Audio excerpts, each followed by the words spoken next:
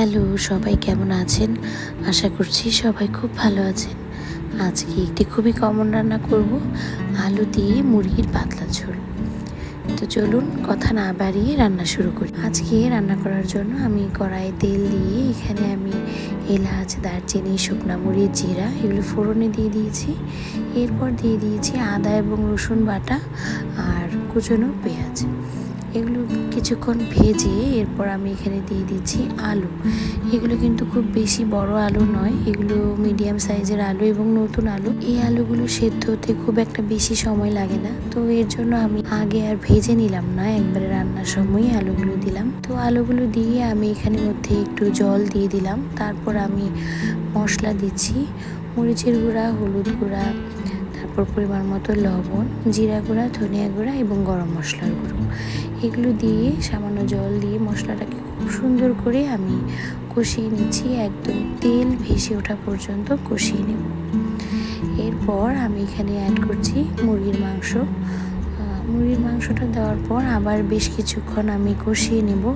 এভাবে রান্না করলে কিন্তু মুরগির যে একটা কাঁচা গন্ধ, বা আমরা অনেক সময় মুরগিটা ফ্রিজে সংরক্ষণ করি, তখন দেখা যায় যে মুরগি থেকে ফ্রেশ ভাবটা কিছুটা চলে যায়। তো তখন যদি আপনারা এভাবে সব মশলা দিয়ে মুরগিটাকে বেশ কিছুক্ষণ কষিয়ে রান্না করেন, তাহলে কিন্তু ওই ভাবটা থাকে না। আর সাথে যদি একটু লেবুর রস দিয়ে দেন সেক্ষেত্রে কিন্তু তাহলে আরও একদম ফ্রেশ হয়ে যাবে। তো আমার চিকেনটা ফ্রেশই ছিল, এর জন্য আমি আর লেবুর রস অ্যাড করলাম না। তো এবার আমি মাংসটাকে খুব সুন্দর করে বেশ কিছুক্ষণ ধরে একটু কষিয়ে নিলাম। মাংস গা থেকে যে জলটা বের হবে সেটা দিয়ে বেশ কিছুক্ষণ কষাবো। এতে করে কিন্তু মাংসটা এই কষাতে কষাতে প্রায় 60% মতো সেদ্ধ হয়ে যাবে।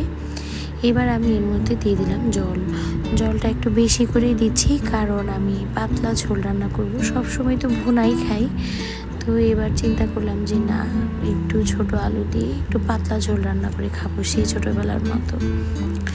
তো আমার রান্নাটা প্রায় শেষের দিকে, আমি সব কিছু চেক করে নিব যে সেদ্ধ হয়েছে কি না। শুধু সেদ্ধ হলেই ঝোলটাকে আরেকটু ঘন করে আমি নামিয়ে নেব। নামিয়ে আপনাদেরকে সার্ভ করে আমি দেখাচ্ছি যে ফাইনাল লুকটা কেমন আসলো। খেতে ভীষণ মজা হয়েছিল। খেতে খেতে বারবার ছোটোবেলার কথাই মনে করছিলাম, কারণ এখন কিন্তু এরকম পাতলা ঝোল আমি একদমই রান্না করি না বলতে গেলে। সব সময় ওই ভুনা টাইপের রান্নাটাই করা হয়। এই যে তৈরি হয়ে গিয়েছে আমার আলু দিয়ে চিকেনের পাতলা ঝোল। তো খুব মজা করে খেলাম। আপনাদের কেমন লাগলো অবশ্যই জানাবেন। দেখা হবে নতুন কোনো ভিডিও নিয়ে খুবই শীঘ্রই। আপনারা সবাই ভালো থাকবেন। ধন্যবাদ সবাইকে।